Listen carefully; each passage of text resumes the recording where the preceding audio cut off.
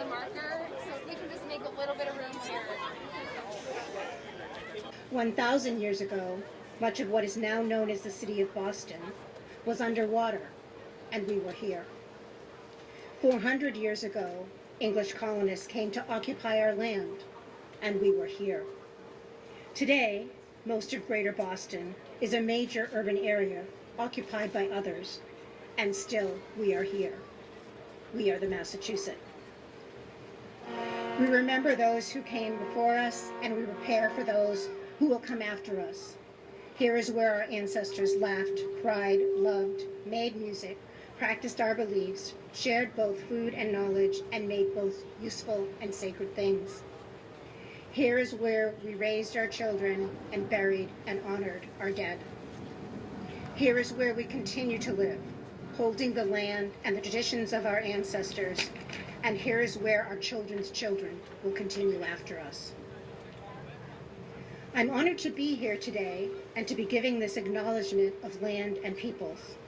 This dedication ceremony is particularly special because the histories of Native peoples of the Americas and that of the enslaved Africans that this court marker commemorates are inextricably intertwined as a result of over 500 years of colonization.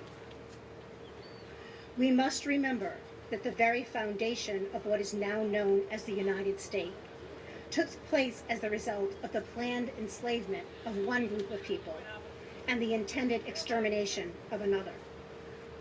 The colonization of this place was dependent upon the idea that land, resources, and non-white people could be freely taken and treated as commodities to be bought and sold. While many of the events I have described happened hundreds of years in the past, the systems that resulted in the colonization of this land and people are still in place, and colonization continues today, albeit in different forms. It continues in ignoring the effects of global climate change in the service of profit. It continues in the gentrification of neighborhoods, displacing many for the comfort of a few. And it continues by discounting the unique knowledge, beliefs, and perspectives of those who are seen as outside of the dominant culture. Boston is seen as one of the shining stars of this country's founding, and millions of people come here to experience our history. But the histories that are here to be experienced are primarily those that uphold Euro-American viewpoints and values, and reinforce the common mythologies underlying the founding of the United States. This emphasis consistently, and I would argue necessarily, excludes the history of Native peoples who have always been here and the Black people whose ancestors were brought here forcibly and enslaved. On the occasions when our histories are told, they are usually seen as both isolated from and unrelated to what are seen as the more relevant Euro-American narratives. So our histories, while both rich and impactful, are hidden from view. This makes perfect sense when history is viewed as intricately intertwined with colonization and commodification. History has been frequently and understandably employed to explain and reinforce dominant narratives, and the major narratives of this country consistently exclude people of color. In many ways, history itself has become a commodity that perpetuates the ongoing colonization of this place. There is much missing from the stories that we tell of Boston. Most people are unaware that the Commonwealth took its name from the Massachusetts tribe, or that African people who were brought to Boston and sold here to be used as property. So the placing and dedication of this Middle Passage court marker is a highly significant step in revealing a major piece of our hidden histories. I challenge all of us to expand upon what is started here. Thank you. And I would like to introduce Michael Creasy, who is the Superintendent of National Parks of Boston.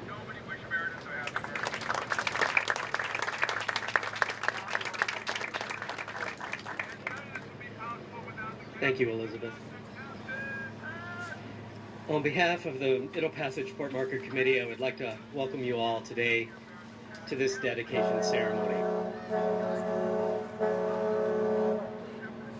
I'd like to begin with thanking Elizabeth for putting this place in its proper historic context.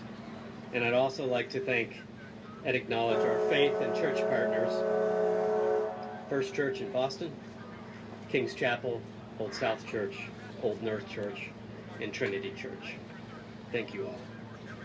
We are also grateful for the elected officials and project supporters over the years, former Mayor Marty Walsh, as well as acting Mayor, Mayor Janey, the Boston Planning and Development Agency for allowing this marker and providing assistance for putting the marker here on Long Wharf, and Lori Nelson, who is with us today as the Chief Resilience Officer for the city. As we all know, the creation of a public monument requires both planning, creatively, and financing.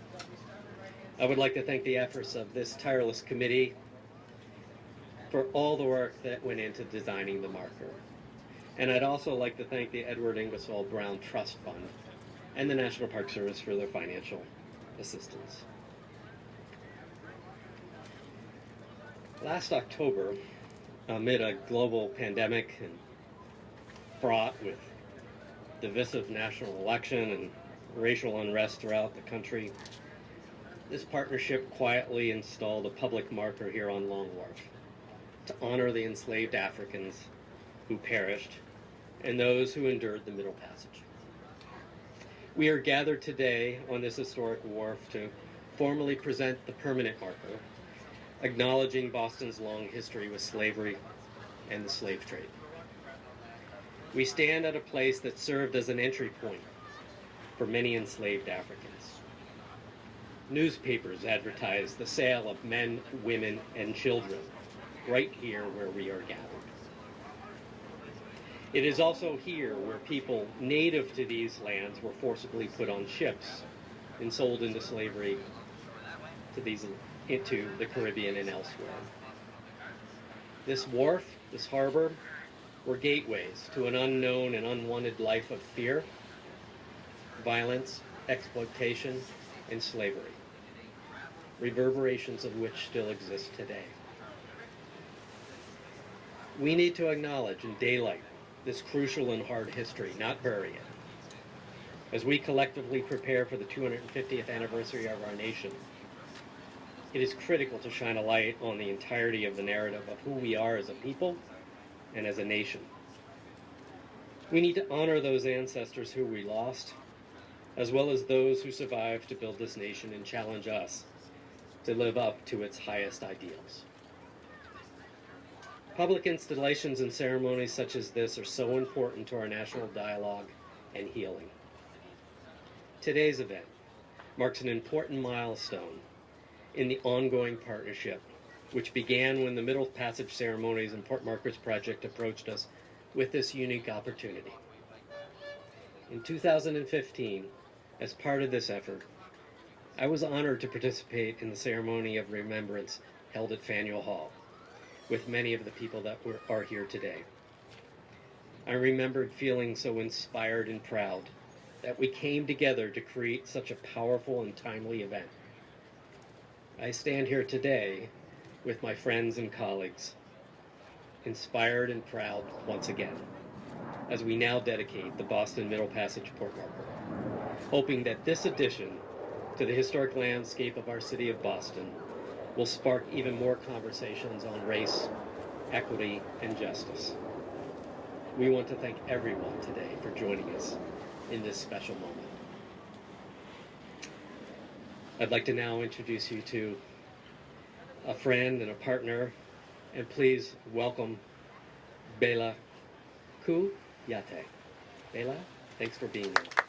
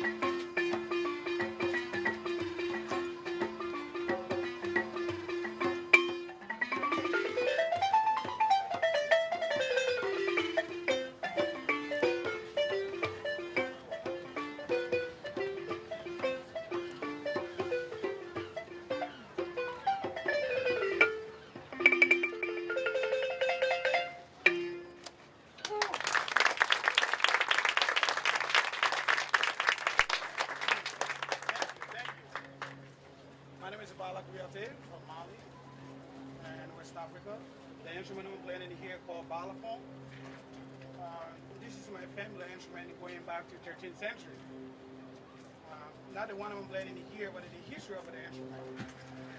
So even today, the first balafon ever made, it's been in my family for 800 years. Just been passing down generation to generation. And it's a part of the tradition not just to learn how to play the instrument, but also know how to make your own instrument. Because it's something you cannot just go to Guitar Center and purchase one. So just been passing down generation to generation. The balafon is made out of the bamboo trees, gorge, and rosewood. So each gorge you're looking at here have a 2 hole, and those holes used to be covered by the spider web. But since I'm living in the Boston area, I don't know where to find the spider web. So I've been using the plastic from the Whole Food or Walmart.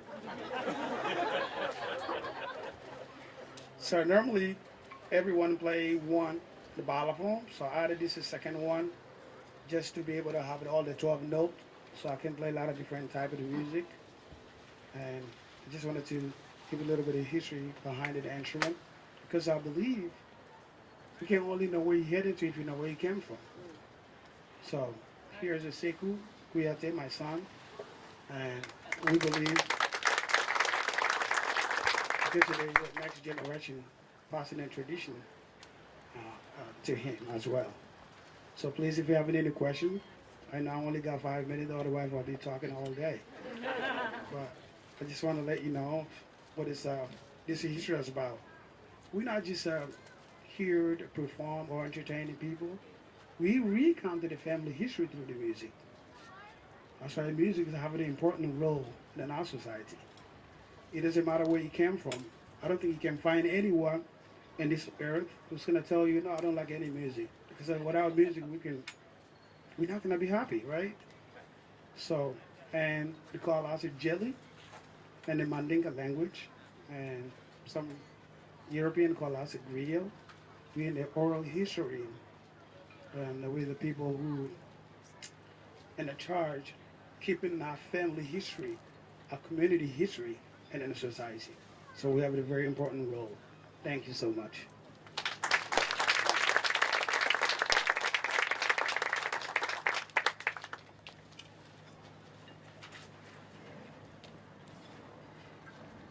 Thank you, Bala and Zokou.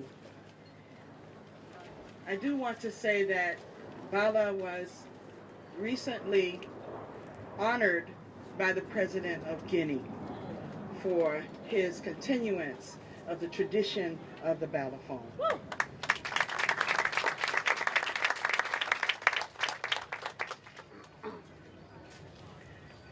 Kara Singleton and I will now present a poem, or a choreo poem as we call it, in the storytelling, the Jale tradition, the griot tradition, about this marker and its middle passage.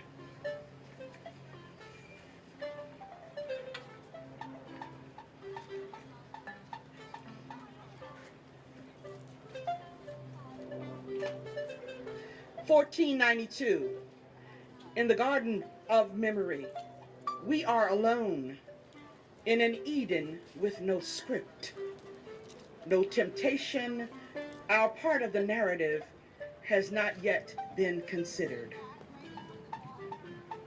In 1632, arrived by desire, but not our own, from the shores of Bermuda to Massachusetts, our presence marked by Winthrop's words. A slave ship brought back some cotton, tobacco, and Negroes today, and I asked, what was the price for their pound of flesh? 1638, we glance, Goree, and Cape Castle. We, people in watery graves, the frantic Atlantic, fastened together 2 by 2. Lower ship deck, 297 tons, 1 to a ton. We hear echoes of kora and drum. Balafons howl in the wind, swirling through lush brush. on glittering blue islands now in Boston's harbor of mystery. In 1641, men wrote tall tales of freedom and called it the Body of Liberties. They said, "There shall never be any bond slavery or captivity amongst us, unless it be lawful captives taken in just wars, and such strangers sold to us." And I ask, what is lawful about slavery? What is just about war? And who is left out of us? 1670, the trade continues. Black minds, black bodies, bodies, birthed by enslaved mothers, children sold into bondage. And I ask, what was the price for their pound of flesh? Sugar for tea, rum for taverns. How many pounds are the buildings that line the street worth? How many shillings tell the story of indigenous and black people shackled, enslaved to build the wealth of this city? No amount of money will ever be enough. They chant, profits before people, profits before people, profits before people.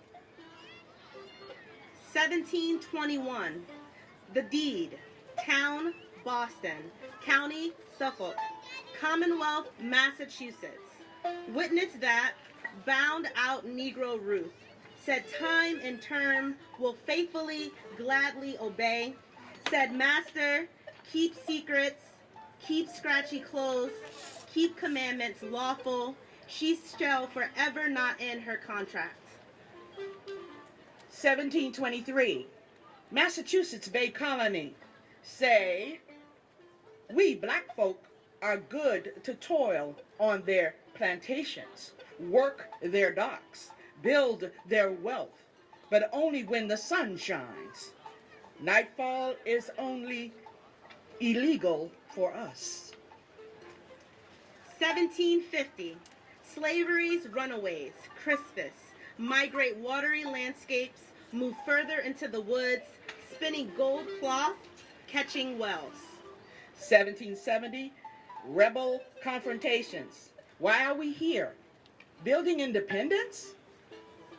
1776, we flanked by the harbor, hand in hand printed our names, Prince, David, Maria, Cuffy, Abdul, Cato, Phyllis.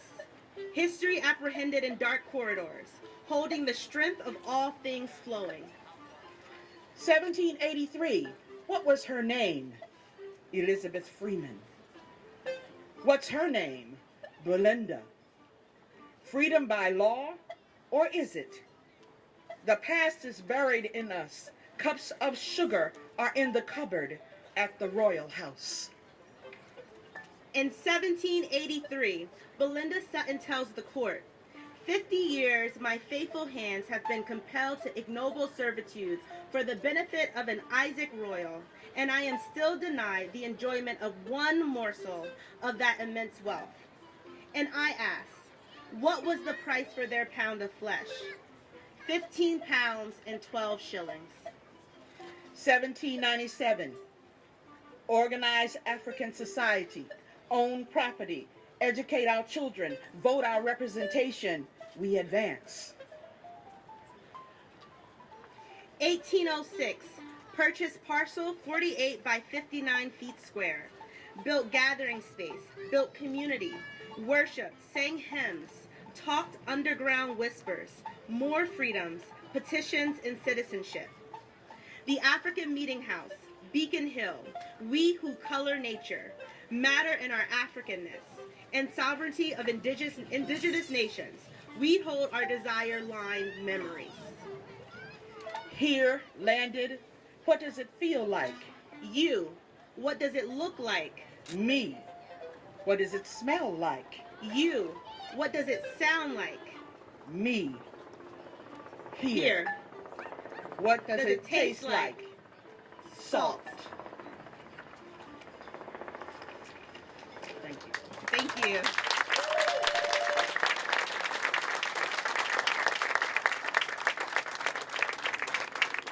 And now I have the pleasure to present Dr. Vivian R. Johnson, Boston representative, Middle Passage Ceremonies and Port Markers Project.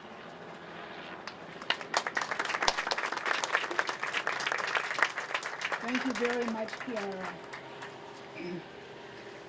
I would like to begin by remembering my beloved friend, Mimi Jones, a well-known Boston community activist and a dedicated member of our planning committee. Mimi Jones died last year before the marker was completed, but her wisdom and generosity of spirit are part of the fabric of the marker and of our partnership. Boston is better because of her devotion to community.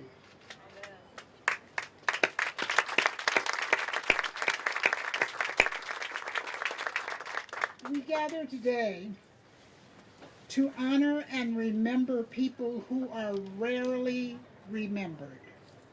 People who walked and worked on this wharf, in the nearby markets, the shops, who worked on the farms and in the houses and attended churches in Boston and elsewhere in Massachusetts, beginning at least in 1638, 8 years after the founding of the city of Boston. The people we remember today are part of our history, and their unpaid labor over a period of nearly 150 years was a significant component of the growth, development, and wealth of our great city of Boston, and they were also part of the largest forced migration in world history. A migration of 12 million captured Africans, 2 million of whom did not survive the ordeal of the Middle Passage, that horrific Atlantic Ocean voyage of several months in crowded ships. Those slave ships' logs have been examined by researchers at Emory University and other locations worldwide. And the evidence shows that from the 16th through the 19th century, there were some 36,000 individual slave ship voyages on the Middle Passage. In the continental United States, there were 52 ports of arrival of slave ships.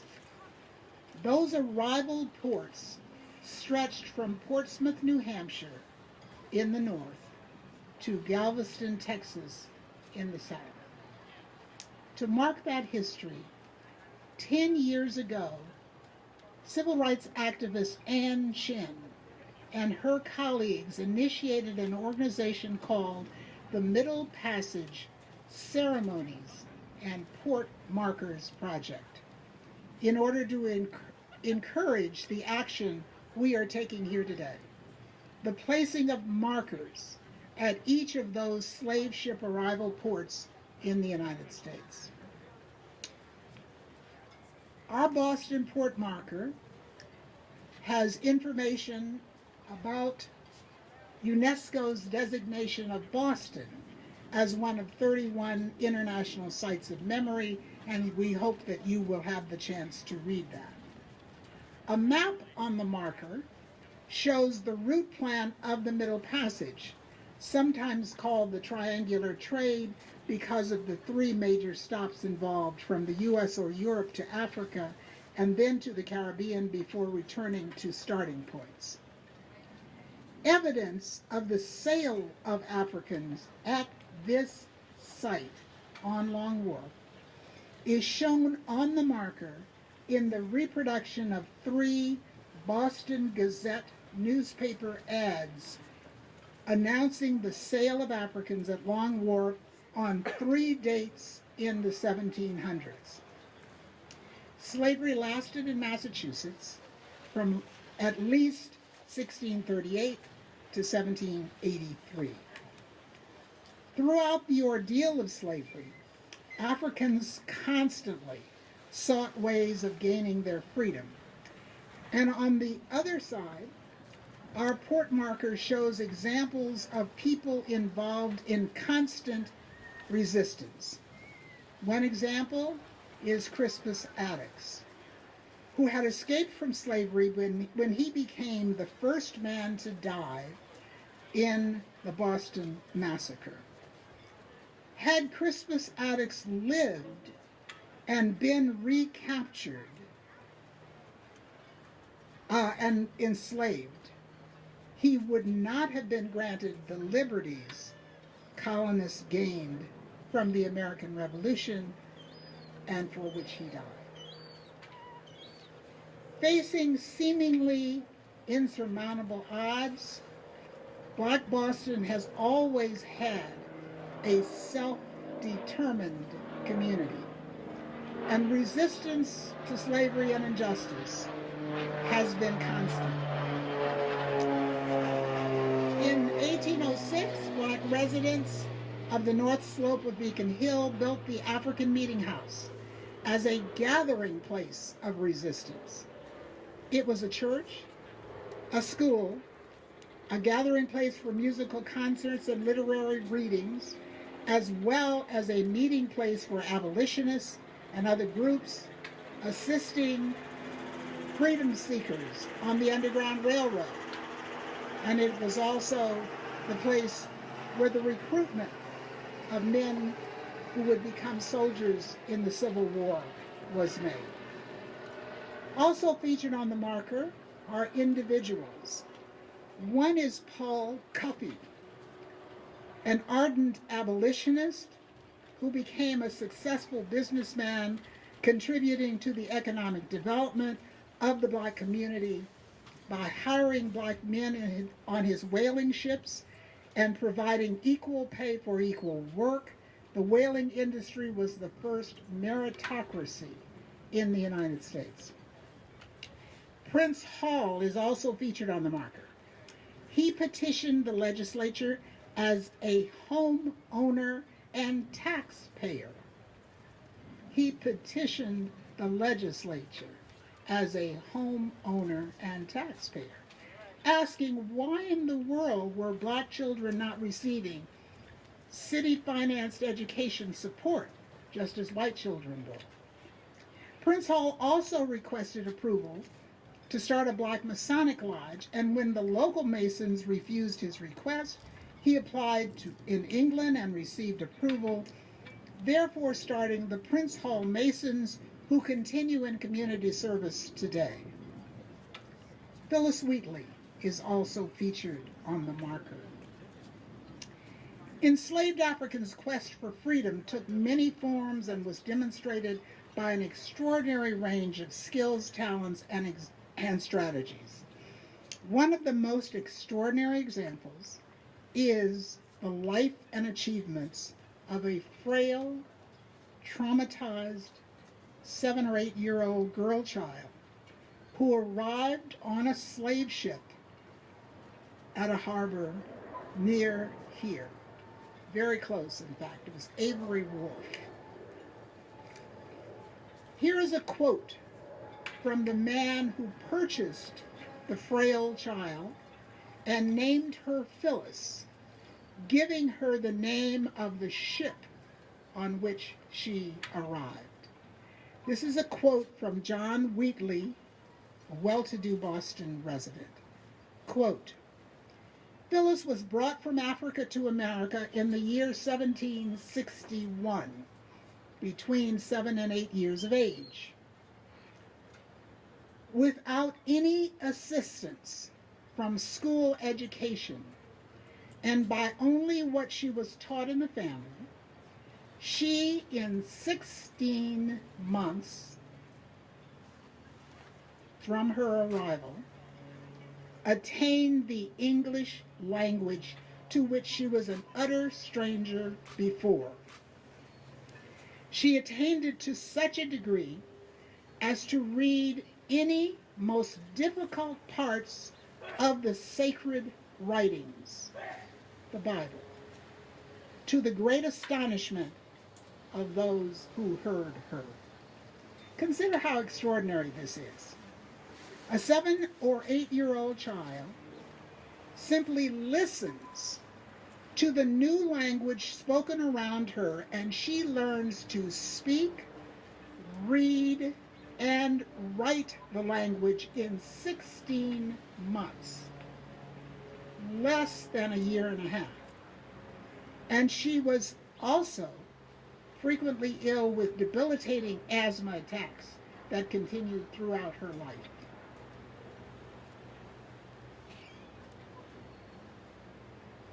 Those people in Boston who observed Phyllis Wheatley wrote about her, and some wrote about the fact that she also learned Latin and Greek, mythology and literature that was considered beyond girls and certainly beyond blacks. By the time she was 12, she was writing astonishing poetry.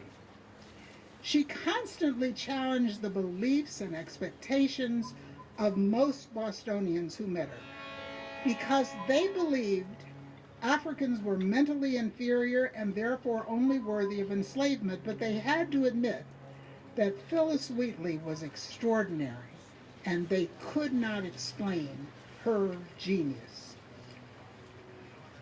Despite many witnesses to her brilliance, including the governor and lieutenant governor of the colony, no Boston publisher would publish a book of her poems. In 1773, when she was about 20 years old, a book of her poems were published in England, and she therefore became the first African American woman to publish a book of poems. For most of her life, she lived just a short walk from where we are assembled today. A very short walk, in fact, just off of Long Wharf. And perhaps she had recently seen captive Africans on Long Wharf when she penned these lines, and I quote, "In every human breast, God has implanted a principle which we call love of freedom. It is impatient of oppression and pants for deliverance. In every human breast, God has implanted a principle which we call love of freedom. It is impatient of oppression and pants for deliverance." Thank you.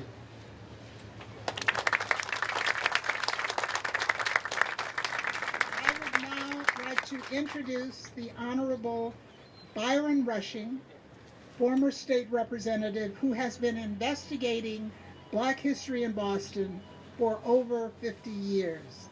And we are grateful for his insights and his eloquence.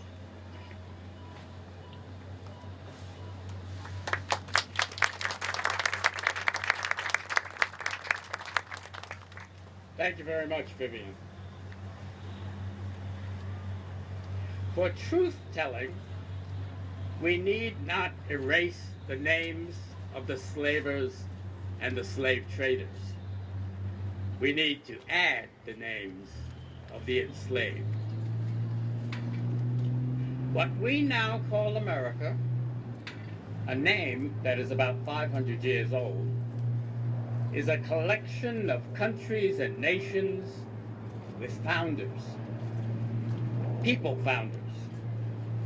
The indigenous peoples who arrived here over 10,000 years ago, the imperial Europeans who attacked and invaded these lands, and the Africans who the Europeans stole and brought here as property to supply the labor for the Europeans to exploit the vast resources of this land.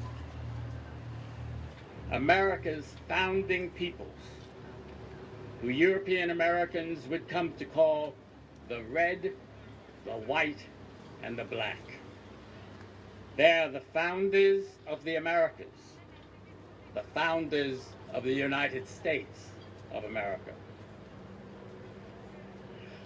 Over the past several years, I have been so moved by indigenous people acknowledging and asking us all to always acknowledge the first peoples on whatever lands we are on. It is a simple, profound, gracious telling and reminder of the truth. And it has brought me to consider and ask you to consider an acknowledgement of a time, the date and year when the first Africans were brought to this place, were brought to whatever place you may be in. It is why we are here, near this water today. The first record of a group of African people arriving in Massachusetts is from John Winthrop's journal, which he called History of New England. In his July 1637 notation, John Winthrop wrote, "We had now slain and taken in all about 700 Indians. We sent 15 of the boys and 2 women to Bermuda by Mr. Pierce, but he, missing it, carried them to Providence Isle. William Pierce was the captain of the Desire, which was built in Marblehead and sailed out of Salem. Providence Isle was a Puritan settlement off the coast of Central America." In an entry dated February 26, 1638, Winthrop wrote in his journal, "Mr. Pierce, in the Salem ship, the Desire, returned from the West Indies after 7 months.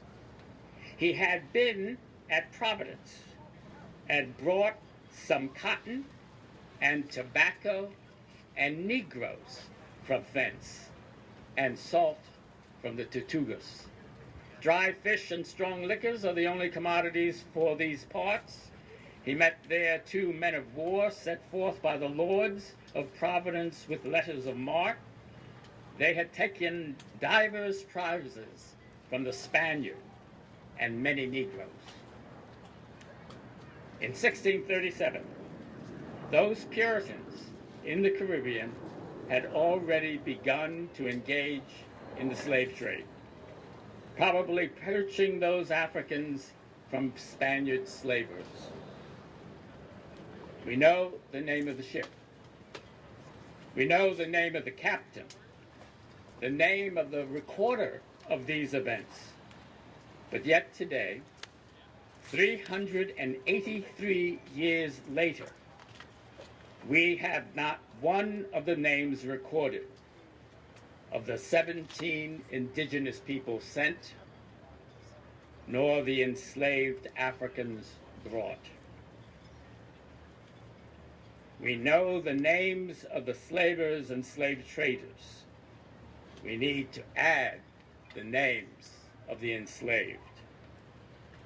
Slavery and the slave trade in the Americas has existed longer than emancipation and the period of civil rights has yet existed.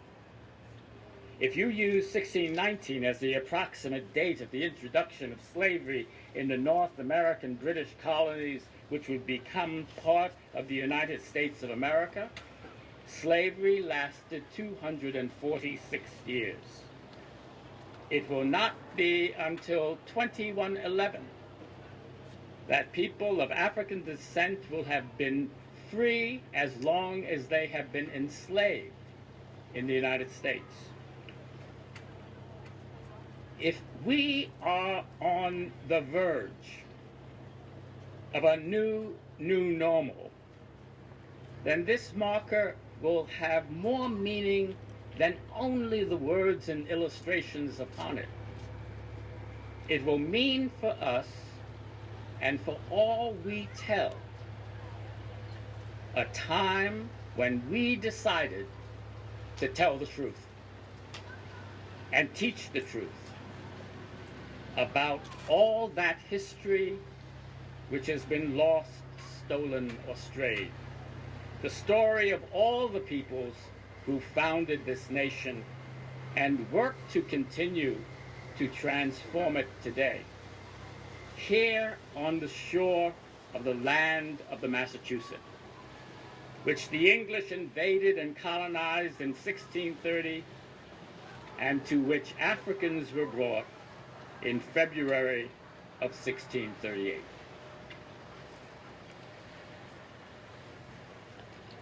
And now let me ask you to listen to the Chief Resilience Officer of the City of Boston, Laurie Nelson.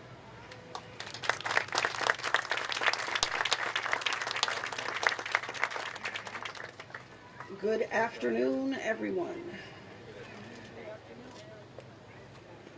As I began to walk here, from right up there, walking down towards this wharf, I got extremely emotional as we try to not only celebrate, honor, and acknowledge the meaning of this day, but I began to reflect on this time in the city of Boston and in our nation, and how this marker and this wonderful committee and all of you assembled have helped to play a role.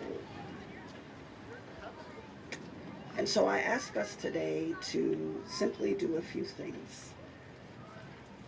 I ask that we pause today to acknowledge the ancestors and their sacrifices and the shoulders that we stand on in this sacred space and in this moment. I ask that we pause today to acknowledge the significance and the relevance of this occasion and the current reality of the history of our collective people across this nation and in this continent and in the globe. I ask that we pause today to acknowledge the preservation and the willingness of not only the Museum of African American History, the partners assembled, and those whose names will not even be recognized or acknowledged, who have paved the way for this marker to exist today.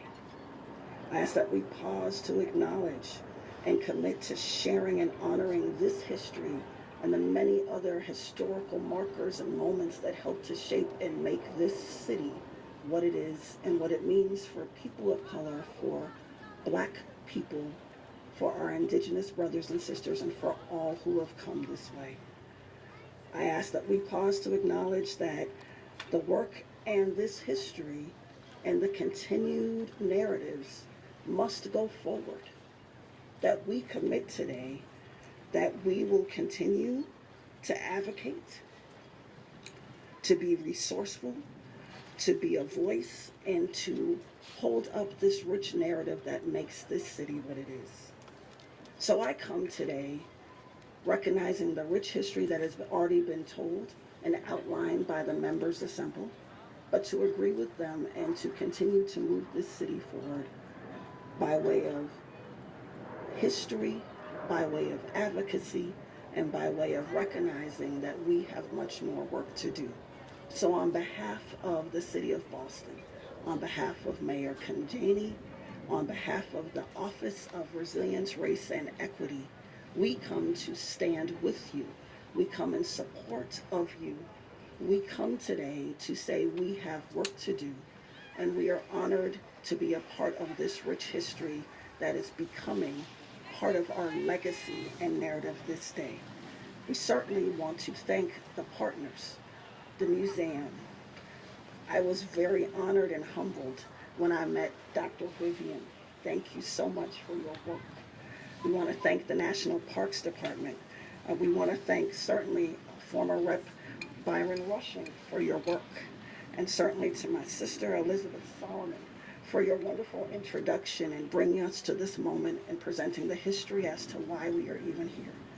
On behalf again of the City of Boston, we acknowledge this day and recognize that this is part one of an important marker and in history that helps to shape not only the City of Boston, not only the African people who came here, but also the nation. So thank you so much.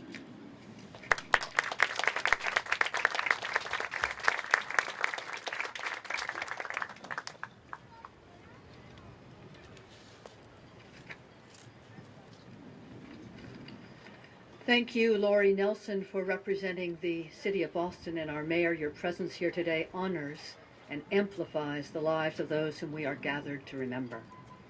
We move now to the ceremony of names. The names you will hear read, hailing from the 16 and 1700s, were the first 10 persons of African heritage to be baptized into or admitted as members of 5 of Boston's oldest congregations: First Church in Boston, Old South Church, King's Chapel, Old North Church, and Trinity Church.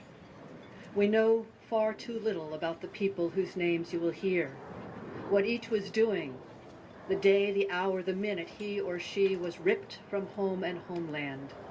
We don't know if Thomas had ticklish feet, if Cato was a fabulous artist or a kindly leader. We don't know Dorcas's real name, the one her mother gave her. But we know some things. We know for a fact that each suffered confinement and chains, perishing cold and sweltering heat, poverty and untold indignities. We know they were terrorized and brutalized and dehumanized. We know that in their post-African lives, there was precious little comfort and too much hardship.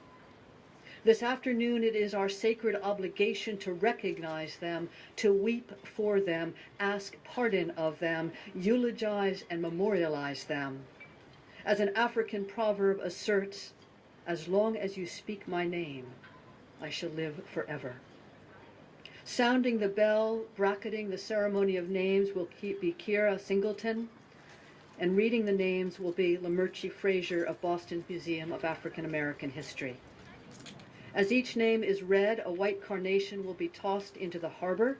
Those who will toss the flowers are members of Shawambe Dubinga's Origination Dance Company. And at the conclusion of the reading of the names, before the naval bell is sounded again, the remaining flowers will be placed in the water, and we will hold silence for the millions who were not named and for all who perished before reaching these shores. Let us now be reverent in the presence of the memories of these ancestors.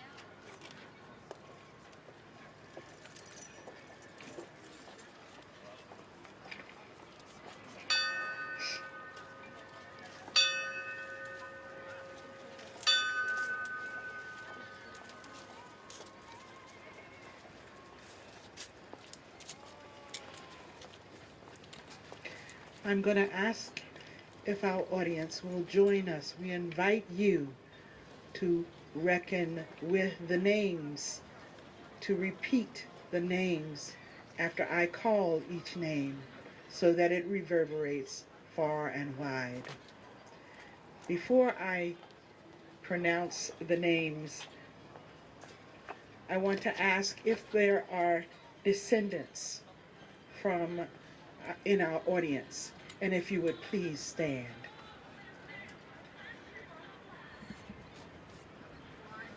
Thank you. And I'm going to ask you, if you will, to proceed to the water to place a carnation in for your descendant.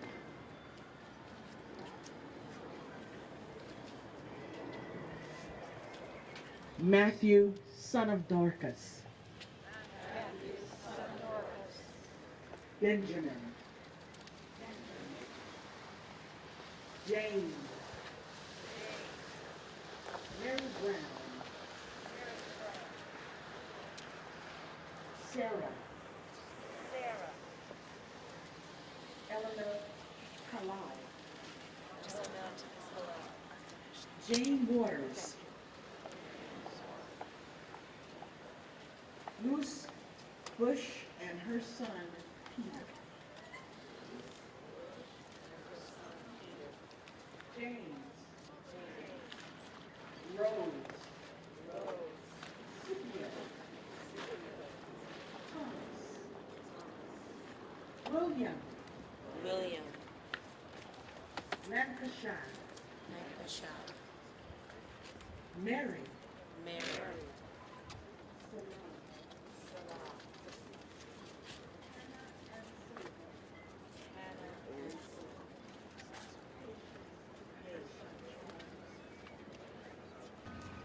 Go ahead. One at a time. Yeah. And let her come to the middle. You can go right to the center. Messiah, you will go back to the center. Go, Layla. You go over to the left. You can walk straight this way.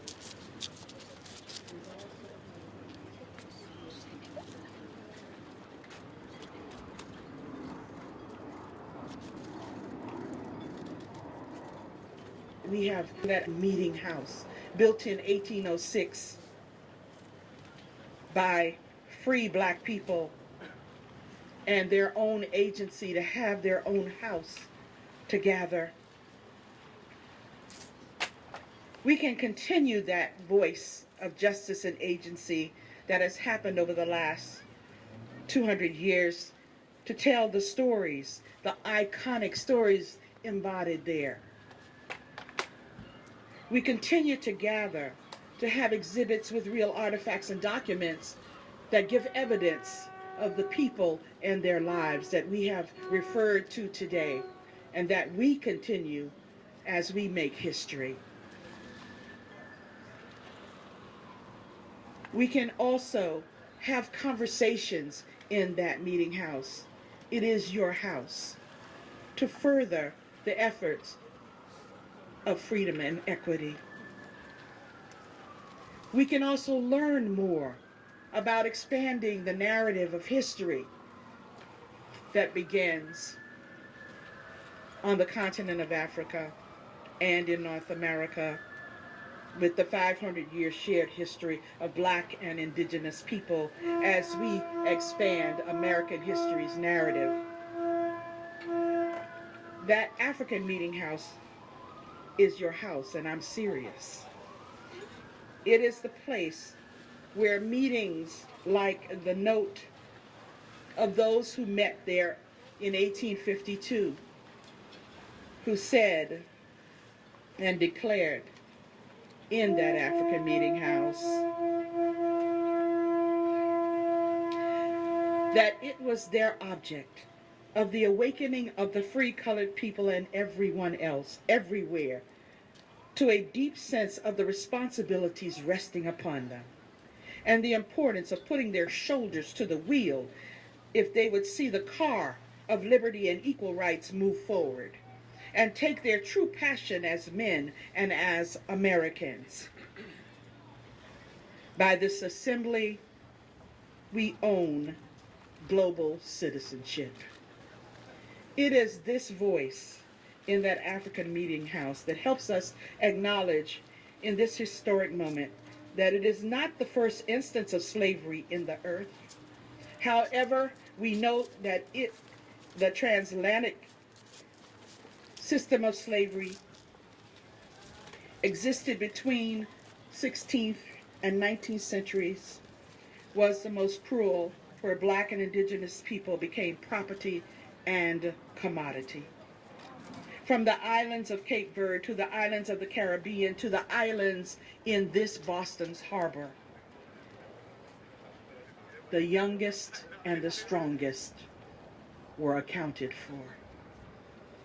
The sentiments written in a plaque at Cape Coast Castle in Ghana on a 250-mile stretch of the African coast of 34 forts established by Europeans on a church built to worship and trade enslaved Africans. In the 16th century, these words: in everlasting memory of the anguish of our ancestors, may those who died rest in peace.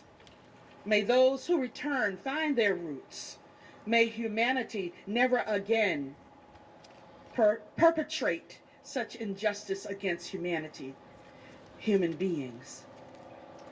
We, the living, vow to uphold this. With that plaque and with this marker that we commemorate today, that can be read by a fifth grader without being devastated, but acknowledge the truth as it was designed. We acknowledge and reckon that the keepers of the land and waters, names like the Massachusetts, the Pequot, the Ponkapog nations, to recognize their sovereignty, the Wolof, the Ashanti, the Igbo, the Yoruba, and other African nations. And for those who stopped their hearts rather than be taken, we thank you. For today's event, many came together. This committee and the names that I'm going to call were initiated by the actions of two very significant people in our audience. And I'm going to ask them to stand, if they will. Merida Rivero and Dr. Vivian Johnson.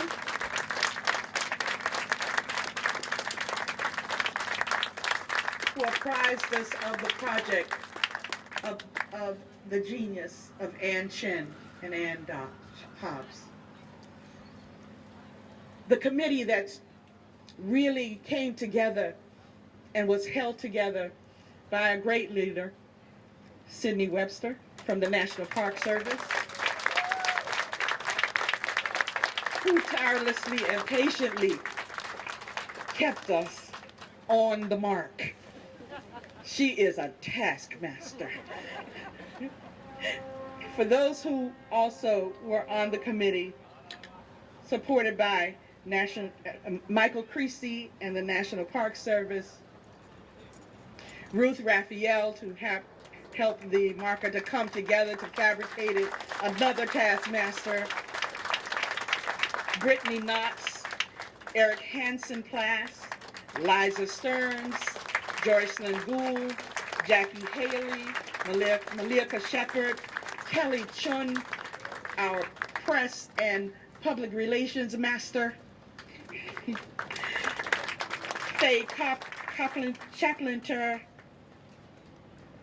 Elizabeth Solomon, Byron Rushing, Leon Wilson, Reverend Nancy Taylor, David Santucci,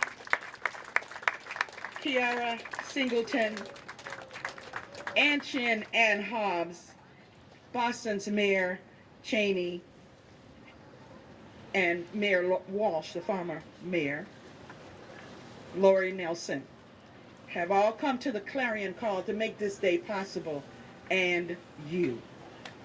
So it is with that I would like to say some concluding remarks. We, the living, take responsibility to uphold the Port Markers Pledge. To heal, we thank all that are present who came here today to critically honor our 12 to 15 million beautiful ancestors and embrace our hope. Let our hope tap us on the shoulder. Let us carry it with us wherever we go. Let our resilience be present at all times. We must, by these acknowledgments, mark and trace our hope, protect our hope, make active our hope, and the resilience for coming generations to move us to freedom, justice, equity, and respect for all lives. Please repeat after me the Pledge of Remembrance of the Middle Passage Ceremonies and Port Markers, if you will. I pledge to remember and honor those who came before me. I will cherish their lives, their sacrifices, and the lessons I have learned. I will practice the values transmitted to me from my ancestors and my community to the best of my ability in order to acknowledge and sustain our humanity for today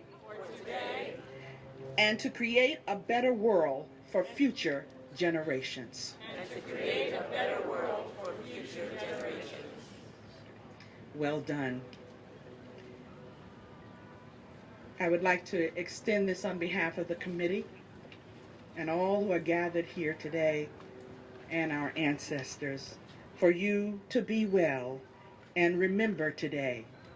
Tweet about it, send it out, let people know what happened in Boston as it reckoned with its own history. So, in the name of the divine, the sacred, and all there is, thank you for coming today and witnessing this.